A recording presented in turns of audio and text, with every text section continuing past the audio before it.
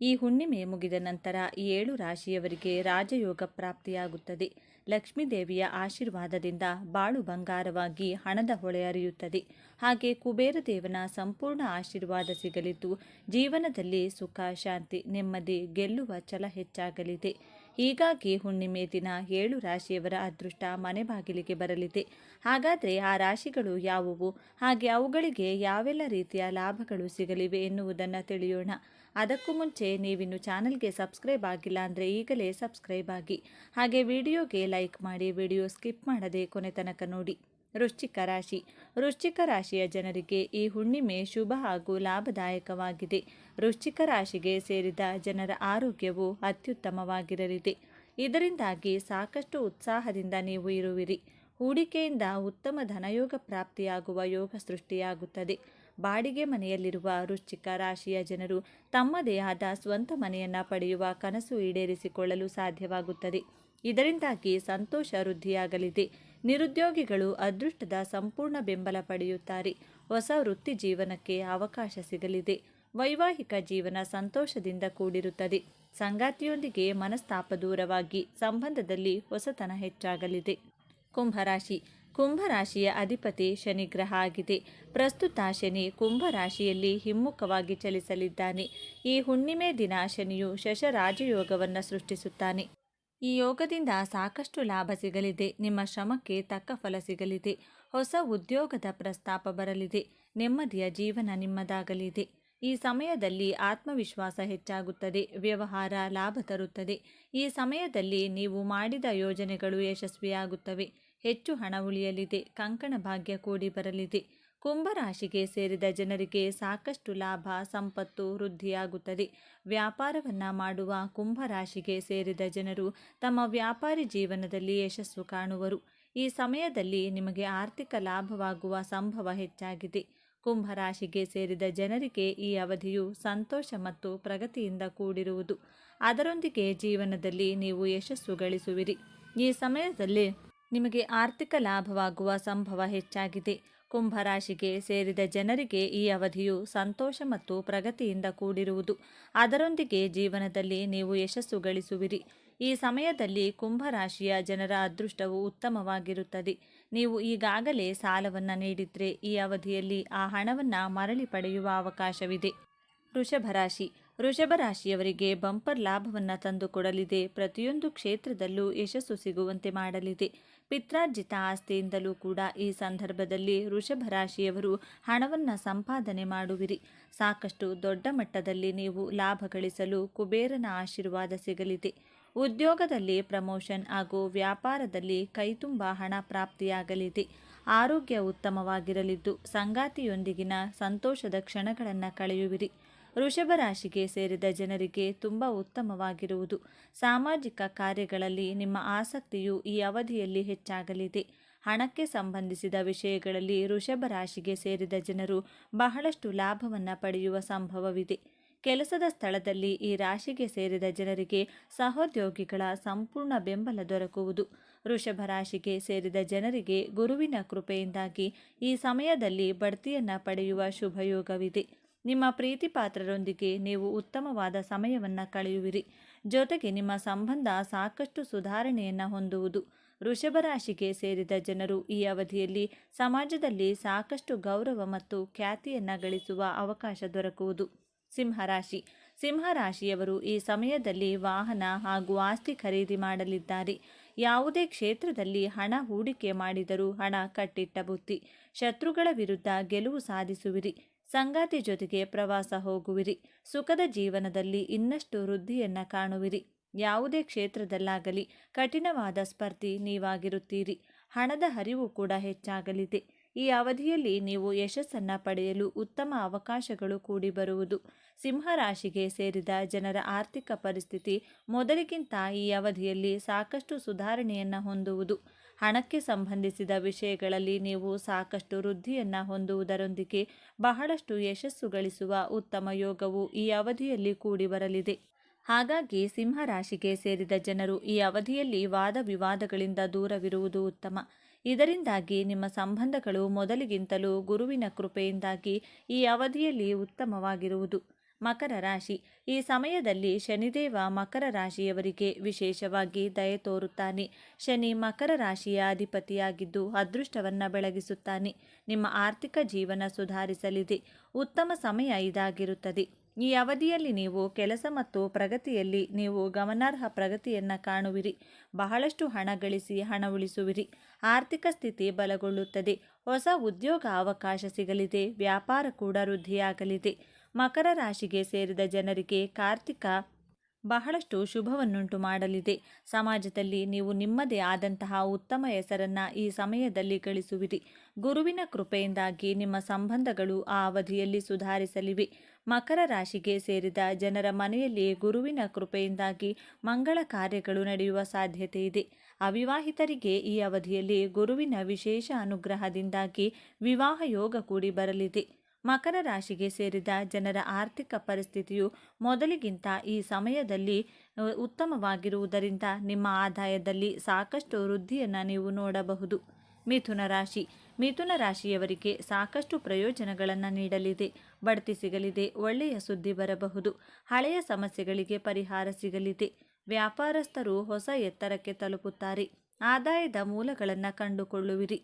ಈ ಸಮಯದಲ್ಲಿ ನಿಮ್ಮ ಕೌಶಲ್ಯಗಳು ಹಾಗೂ ಬುದ್ಧಿಮಟ್ಟ ಹೆಚ್ಚಾಗುತ್ತದೆ. ಹೆಚ್ಚುವರಿ ಹಣ ಗಳಿಸುವ ಅವಕಾಶ ಸಿಗಲಿದೆ.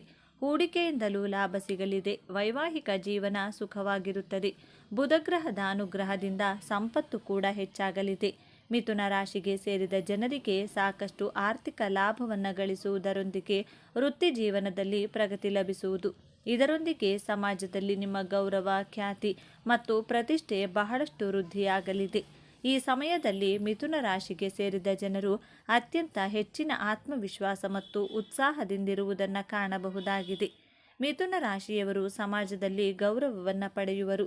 ಗಜಲಕ್ಷ್ಮಿ ರಾಜಯೋಗದ ರಚನೆಯಿಂದಾಗಿ ಮಿಥುನ ರಾಶಿಯವರ ಅಪೂರ್ಣ ಕೆಲಸಗಳೆಲ್ಲವೂ ಈ ಸಮಯದಲ್ಲಿ ಪೂರ್ಣಗೊಳ್ಳುವುದು. ನೀವು ವ್ಯವಹಾರವನ್ನು ಪ್ರಾರಂಭಿಸಬೇಕೆಂದು ಯೋಚಿಸುತ್ತಿದ್ದರೆ ಈ ಯೋಗವು ನಿಮಗೆ ತುಂಬ ಶುಭವಾಗಿರುತ್ತದೆ. ಕನ್ಯಾ ರಾಶಿ. ಕನ್ಯಾ ರಾಶಿಯವರಿಗೆ ಈ ಸಮಯದಲ್ಲಿ ಸಾಕಷ್ಟು ಹಣದ ಆಗಮನವಾಗುವ ಸಾಧ್ಯತೆ ಇದೆ.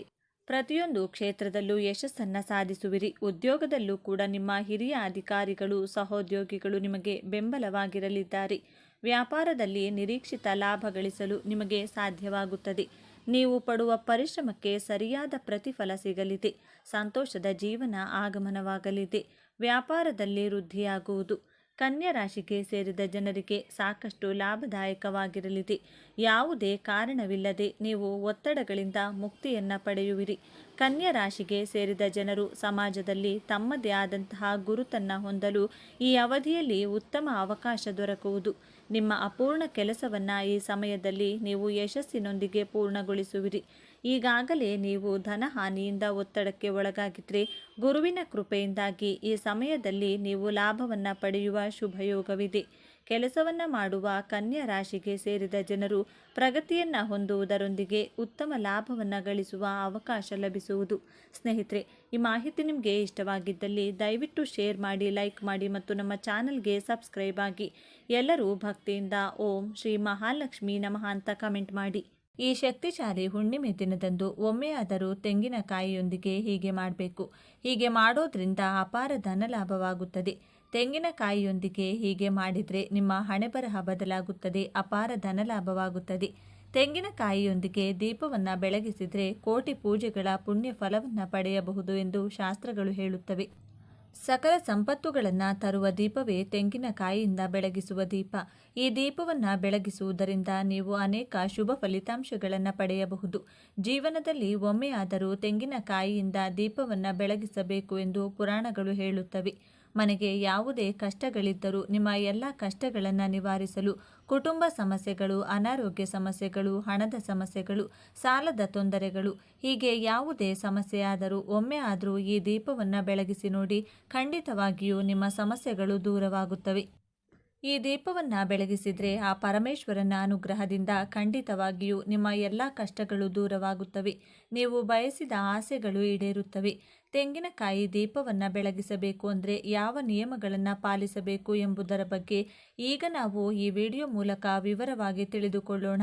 ಸ್ನೇಹಿತರೆ, ಮೊದಲು ಈ ವಿಡಿಯೋಗೆ ಒಂದು ಲೈಕ್ ಕೊಡಿ. ಅದೇ ರೀತಿ ನಮ್ಮ ಚಾನಲ್ನ ಸಬ್ಸ್ಕ್ರೈಬ್ ಮಾಡಿಕೊಂಡು ನಮಗೆ ಬೆಂಬಲ ನೀಡಿ. ಏಕೆಂದರೆ ನಿಮ್ಮ ಬೆಂಬಲ ನನಗೆ ಬಹಳ ಮುಖ್ಯ.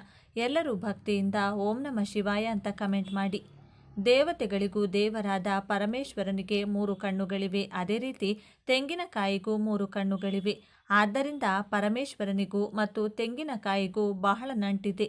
ತೆಂಗಿನಕಾಯಿಯಲ್ಲಿ ತ್ರಿಮೂರ್ತಿಗಳು ನೆಲೆಸಿರುತ್ತಾರೆ.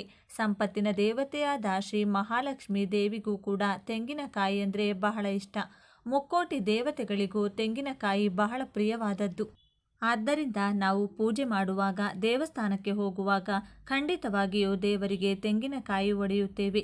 ಇಂತಹ ಪವಿತ್ರವಾದ ತೆಂಗಿನಕಾಯಿ ದೀಪವನ್ನು ಹಚ್ಚಿದರೆ ಪೂರ್ವಜನ್ಮದ ಪಾಪಗಳೆಲ್ಲವೂ ದೂರವಾಗುತ್ತವೆ. ಅಲ್ಲಿ ರಾಜಯೋಗ ಅನ್ವಯಿಸುತ್ತದೆ. ಯಾವುದಾದರೂ ಒಂದು ದಿನ ತೆಂಗಿನಕಾಯಿ ದೀಪವನ್ನು ಹಚ್ಚಿದರೆ ಕೋಟಿ ಜನ್ಮಗಳ ಪುಣ್ಯ ಫಲ ಲಭಿಸುತ್ತದೆ. ಎಲ್ಲ ದೀಪಗಳಿಗಿಂತ ಈ ತೆಂಗಿನಕಾಯಿ ದೀಪ ಬಹಳ ಶ್ರೇಷ್ಠವಾದದ್ದು. ವಿಶೇಷವಾಗಿ ಸೋಮವಾರದಂದು ಒಮ್ಮೆಯಾದರೂ ಈ ತೆಂಗಿನಕಾಯಿ ದೀಪವನ್ನು ಬೆಳಗಿಸಿದರೆ ನಿಮ್ಮ ಮನಸ್ಸಿನಲ್ಲಿರುವ ಯಾವುದೇ ಆಸೆಯಾದರೂ ಈಡೇರುತ್ತದೆ. ಅಲ್ಲದೆ ನಮ್ಮ ಮನೆಗೆ ಶಿವನ ಅನುಗ್ರಹ ಸಿಗುತ್ತದೆ. ಅಂತಹ ಶಕ್ತಿ ತೆಂಗಿನಕಾಯಿ ದೀಪಕ್ಕಿದೆ. ಈ ತೆಂಗಿನಕಾಯಿ ದೀಪವನ್ನು ಬೆಳಗಿಸಿ ಸಾಧ್ಯವಾದರೆ 4 ಸೋಮವಾರಗಳ ಕಾಲ ತೆಂಗಿನಕಾಯಿ ದೀಪವನ್ನು ಹಚ್ಚಿ. ನಿಮ್ಮ ಮನೆಯಲ್ಲಿ ಸುಖ ಐಶ್ವರ್ಯಗಳು ತುಂಬಿರುತ್ತವೆ. ಈ ತೆಂಗಿನಕಾಯಿ ದೀಪವನ್ನು ಹಚ್ಚುವ ದಿನದಂದು ಮಹಿಳೆಯರು ಶುಚಿಯಾಗಿ ತಲೆ ಸ್ನಾನ ಮಾಡಿ ಇಡೀ ಮನೆಯನ್ನು ಸ್ವಚ್ಛಗೊಳಿಸಿ ಮನೆ ಮುಂದೆ ರಂಗೋಲಿ ಹಾಕಿ ಇಡೀ ಮನೆಗೆ ಅರಿಶಿನ ನೀರನ್ನು ಸಿಂಪಡಿಸಿ ನಂತರ ಪೂಜೆ ಮಾಡುವ ಮಹಿಳೆಯರು ಪೂರ್ಣ ಮುತ್ತೈದೆಯಂತೆ ಸಿದ್ಧರಾಗಬೇಕು. ಮೊದಲು ನಿಮ್ಮ ಪೂಜಾ ಕೋಣೆಯನ್ನು ಸ್ವಚ್ಛಗೊಳಿಸಿ ಪೂಜಾ ಕೋಣೆಯಲ್ಲಿರುವ ಶಿವ ಪಾರ್ವತಿಯರ ಫೋಟೋವನ್ನು ಒದ್ದೆ ಬಟ್ಟೆಯಿಂದ ಸ್ವಚ್ಛವಾಗಿ ಒರೆಸಬೇಕು. ನಂತರ ಶಿವ ಪಾರ್ವತಿಯರ ಫೋಟೋ ಗಂಧದ ತಿಲಕವನ್ನು ಇಡಿ. ಆದರೆ ಪ್ರತಿಯೊಬ್ಬರೂ ತಿಳಿದುಕೊಳ್ಳಬೇಕಾದ ಒಂದು ವಿಷಯವೆಂದರೆ ನಮ್ಮ ಪೂಜಾ ಕೋಣೆಯಲ್ಲಿರುವ ದೇವರ ಚಿತ್ರಪಟಕ್ಕೆ ಕುಂಕುಮ ಬೊಟ್ಟುಗಳನ್ನು ಹಚ್ಚಬಾರದು. ಕೇವಲ ಗಂಧದ ಬೊಟ್ಟು ಮಾತ್ರ ಇಡಬೇಕು. ಏಕೆಂದರೆ ಆ ಪರಮೇಶ್ವರನು ಯಾವಾಗಲೂ ತಪಸ್ಸಿನಲ್ಲಿರುತ್ತಾನೆ. ಆದ್ದರಿಂದ ತಂಪನ್ನು ನೀಡುವ ಗಂಧವನ್ನು ಅರ್ಪಿಸಿದರೆ ಆ ಪರಮೇಶ್ವರನು ಸಂತೋಷ ಪಡುತ್ತಾನೆ. ಆದ್ದರಿಂದ ಪೂಜಾ ಕೋಣೆಯಲ್ಲಿರುವ ಶಿವ ಪಾರ್ವತಿಯರ ಫೋಟೋಕ್ಕೆ ಯಾವಾಗಲೂ ಗಂಧದ ಬೊಟ್ಟು ಮಾತ್ರ ಇಡಿ. ಪರಮೇಶ್ವರನಿಗೆ ಇಷ್ಟವಾದ ಹೂಗಳಿಂದ ಶಿವಪಾರ್ವತಿಯರನ್ನು ಸಂಪೂರ್ಣವಾಗಿ ಅಲಂಕರಿಸಿ. ಬಿಲ್ವಪತ್ರೆಯು ಶಿವನಿಗೆ ಬಹಳ ಪ್ರಿಯವಾದದ್ದು. ಆದ್ದರಿಂದ ತೆಂಗಿನಕಾಯಿ ದೀಪವನ್ನು ಬೆಳಗಿಸುವಾಗ ಶಿವನಿಗೆ ಇಷ್ಟವಾದ ಬಿಲ್ವಪತ್ರೆಗಳನ್ನು ಹಾಗೆ ಬಿಳಿ ಹೂಗಳನ್ನು ಅರ್ಪಿಸುವುದರಿಂದ ನೀವು ಮಾಡುವ ಪೂಜೆಗೆ ತ್ರಿಗುಣ ಪುಣ್ಯ ಫಲ ಲಭಿಸುತ್ತದೆ. ಬಿಲ್ವಪತ್ರೆ ಲಭ್ಯವಿಲ್ಲದವರು ಬಿಳಿ ಎಕ್ಕದ ಹೂಗಳನ್ನು ನೇರವಾಗಿ ಬಳಸಬಹುದು. ಸಣ್ಣ ಮಲ್ಲಿಗೆ ಹೂಗಳು, ಪಾರಿಜಾತ ಹೂಗಳು ಅಥವಾ ಶಂಖಪುಷ್ಪಗಳನ್ನು ಶಿವನಿಗೆ ಅರ್ಪಿಸಿ. ನಿಮಗೆ ಲಭ್ಯವಿರುವ ಹೂಗಳಿಂದ ಶಿವನನ್ನು ಪೂಜಿಸಿ. ವ್ಯಾಪಾರ ಮಾಡುವವರು ಗಣಗಲೆ ಹೂಗಳಿಂದ ಶಿವನನ್ನು ಪೂಜಿಸಿದರೆ ನಿಮ್ಮ ವ್ಯಾಪಾರವು ಉತ್ತಮವಾಗಿ ಅಭಿವೃದ್ಧಿ ಹೊಂದುತ್ತದೆ. ಶಂಖಪುಷ್ಪದಿಂದ ಶಿವನನ್ನು ಪೂಜಿಸಿದರೆ ಹಣದ ಸಮಸ್ಯೆಗಳೆಲ್ಲವೂ ನಿವಾರಣೆಯಾಗುತ್ತವೆ. ನಿಮ್ಮ ಮನೆಗೆ ಅಪಾರ ಸಂಪತ್ತು ಬರುತ್ತದೆ. ಎಕ್ಕದ ಹೂಗಳಿಂದ ಶಿವನನ್ನು ಪೂಜಿಸಿದರೆ 7 ತಲೆಮಾರುಗಳವರೆಗೂ ಐಶ್ವರ್ಯ ಪ್ರಾಪ್ತಿಯಾಗುತ್ತದೆ. ಬೆಲ್ಲದ ಹಣ್ಣನ್ನು ಶಿವನಿಗೆ ಅರ್ಪಿಸಿದರೆ ಪುತ್ರ ಸಂತಾನ ಪ್ರಾಪ್ತಿಯಾಗುತ್ತದೆ. ಈ ರೀತಿಯಾಗಿ ವಿವಿಧ ರೀತಿಯ ಹೂಗಳಿಂದ ಶಿವ ಪಾರ್ವತಿಯರ ಚಿತ್ರಗಳನ್ನು ಸುಂದರವಾಗಿ ಅಲಂಕರಿಸಿ ಶಿವನ ಚಿತ್ರದ ಎದುರು ಅಷ್ಟದಳ ಪದ್ಮ ರಂಗೋಲಿ ಹಾಕಿ ಅದರ ಮೇಲೆ ಅರಿಶಿನ ಕುಂಕುಮ ಹಾಕಿ ರಂಗೋಲಿಯ ಮೇಲೆ ಒಂದು ತಟ್ಟೆ ಅಥವಾ ಒಂದು ವಿಸ್ತಾರಕ್ಕೂ ಇಡಿ.